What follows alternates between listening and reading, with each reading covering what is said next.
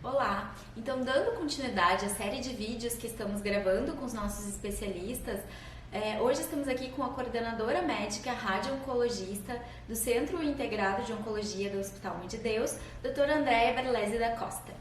Hoje vamos tirar as dúvidas dos pacientes que estão em tratamento de radioterapia ou que precisam iniciar o tratamento nesse momento de pandemia. Então, doutora Andréia, quais as principais orientações para esses pacientes?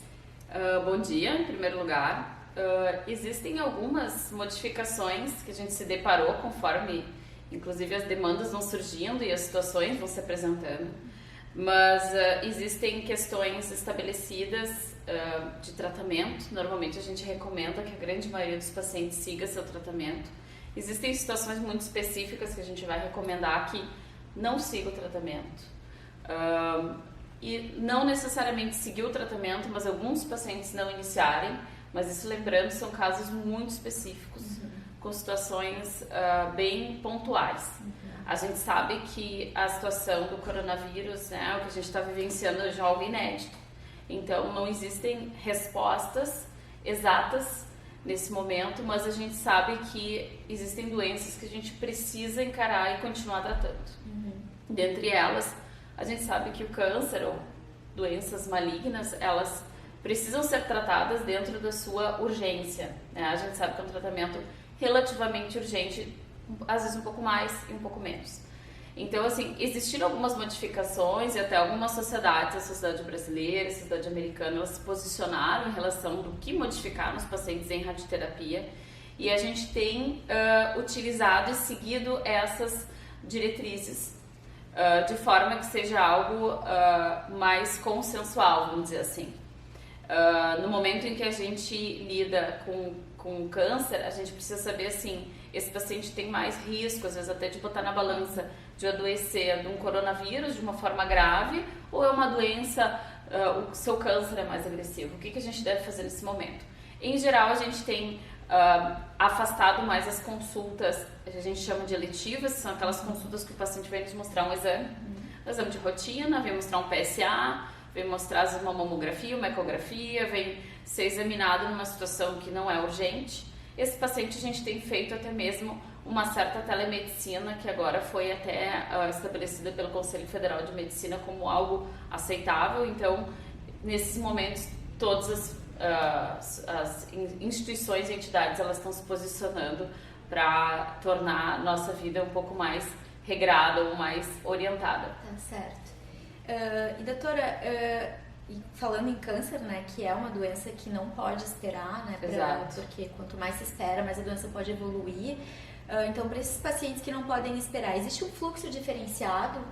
Então, a gente estabeleceu algumas rotinas já dentro do serviço, que são baseadas nessas diretrizes que eu lhe falei. Basicamente, a gente aumentou um pouquinho o intervalo entre os pacientes que tratam. A gente sabe que esses pacientes vão todos os dias. Então, essa situação de todos os dias, isso angustia, né? Então, a gente recomenda algumas orientações de transporte, de distância, como que esse paciente vai se deslocar, evitar as aglomerações que a gente sabe. Na sala de espera, a gente afastou mais as poltronas e a gente tem orientado evitar familiares ou, eventualmente, só levar um familiar quando estritamente necessário. Outra questão é o tempo de tratamento, para dar um tempo maior de higienização da sala. Então, a gente buscou trazer essa segurança, e uma das vantagens que a gente tem atualmente é que nós estamos num centro fora do hospital. Então, por um lado, esse paciente ele tem menos contato com um paciente potencialmente contaminado. Então, essa não deixa de ser uma tranquilidade hoje para a gente ali na radioterapia.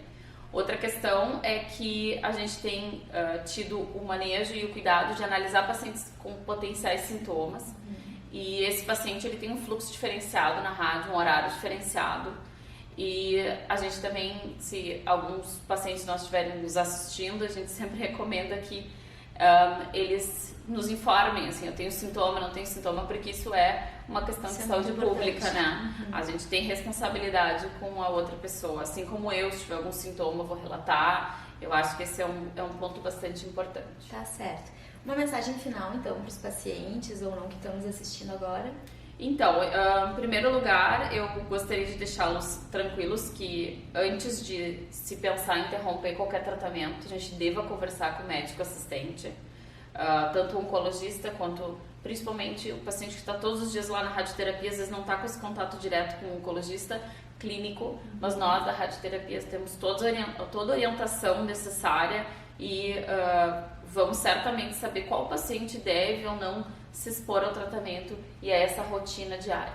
Outra questão que eu esqueci de comentar, que também está dentro dessas diretrizes, nós somos já um serviço que hipofraciona bastante, o que significa que a gente tenta fazer o tratamento dentro de protocolos estabelecidos pela literatura, o mais curto possível, dentro como eu lhe falei, né, da literatura, tendo resultados clínicos estabelecidos.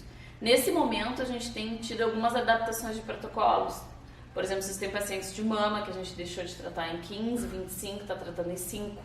A gente sabe que hipofracionar é uma sugestão interessante das sociedades. Então, esse paciente, às vezes ele vem para a gente com um número estabelecido mentalmente por ele ou por algum colega, mas isso pode mudar. Então, essa rotina toda está mudando.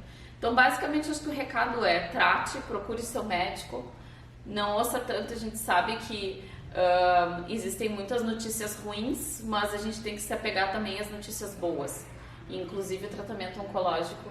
E um paciente que sai com sucesso disso, eu tenho certeza que é uma notícia boa e é o que a gente espera de todo o nosso tratamento. E boa sorte para todo mundo com esse coronavírus, que certamente nós vamos passar por isso. Tá certo. Muito obrigada, doutora Andréia. Até mais. Até mais.